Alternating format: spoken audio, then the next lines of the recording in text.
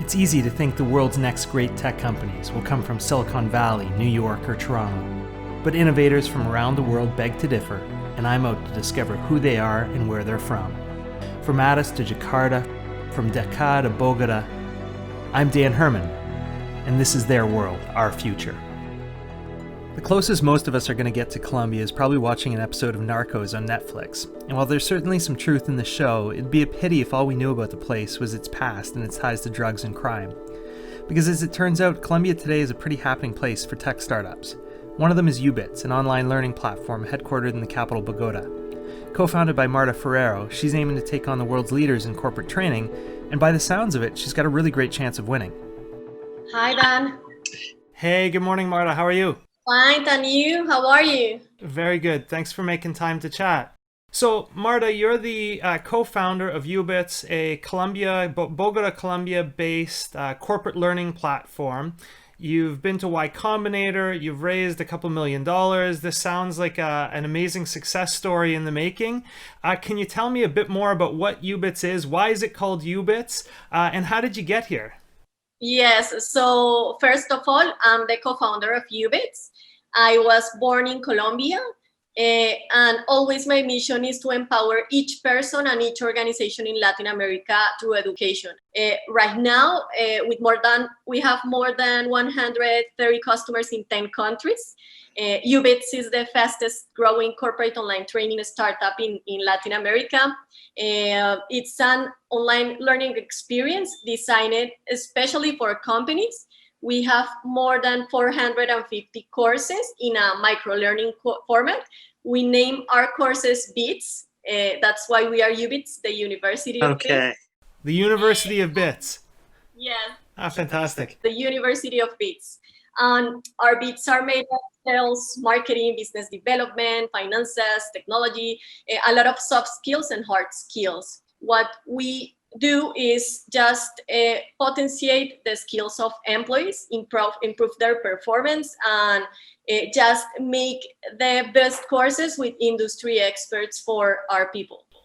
So you mentioned your background in training, development, and learning. Is that how you got to this? What told you that there was a gap or a problem to be solved here?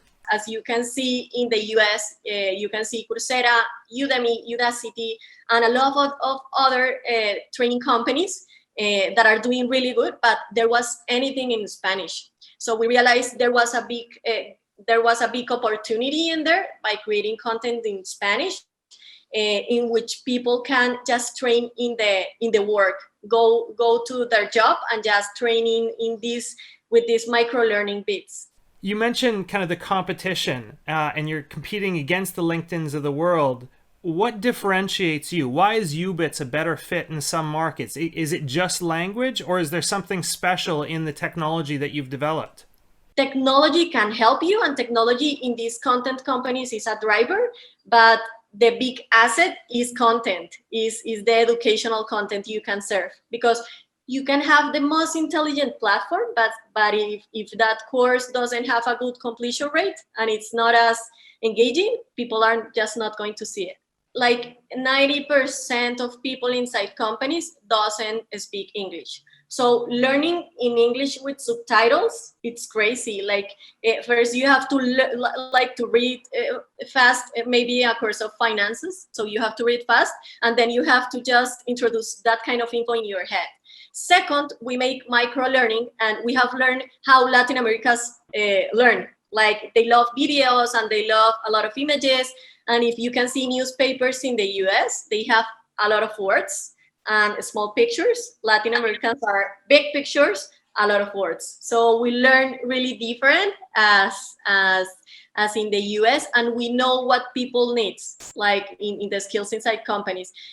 So this has given us a lot of advantage in what content we need to create inside these companies, what industry content we need to create, depending on the pipeline, depending on the trending topics, and I believe this is the best thing.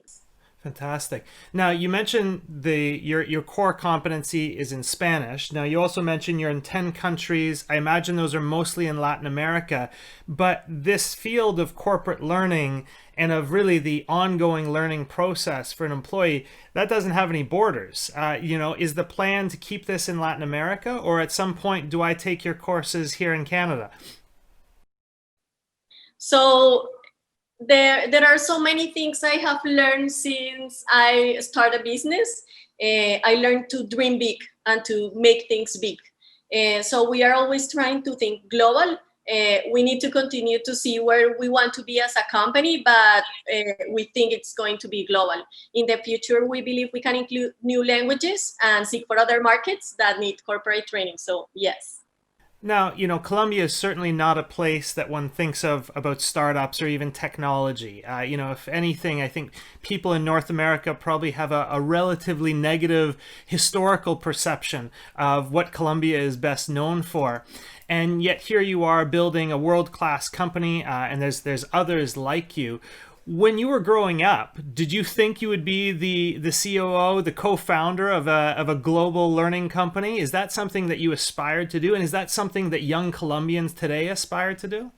Being in Colombia, like starting a business is a difficult task, right? That is made even more difficult that is creating a company in a third world country as Colombia.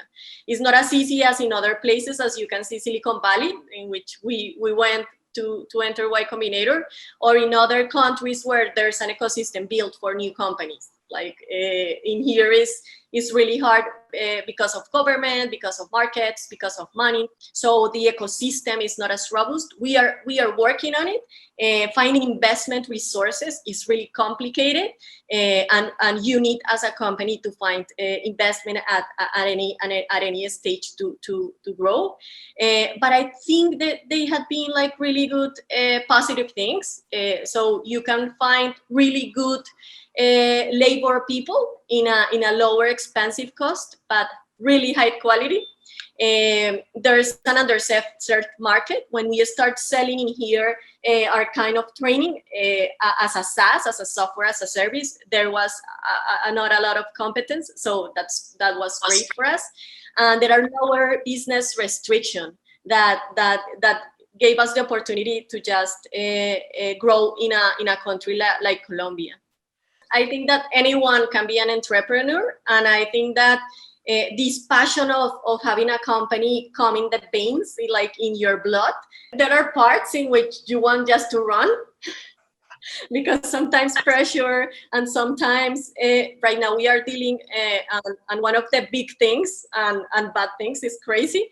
It's competing with the biggest ones. We sometimes we start competing with LinkedIn Education.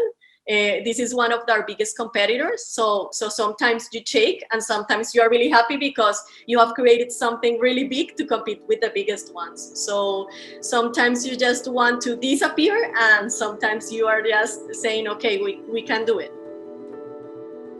The thing that really sticks out for me in this conversation with Marta is her comment that technology is just an asset. It's not what's going to make you win. This theme comes out in a lot of the interviews I'm doing for this project. Technology, whatever it may be, is quickly commoditized. For the most part, it doesn't matter anymore where you are, as long as you have a computer and an internet connection. But what does matter is understanding a context and understanding people in that context. And that's what truly differentiates winners and losers in today's economy. The founders I'm talking to all believe this, and they all believe they're going to win against global giants because of it.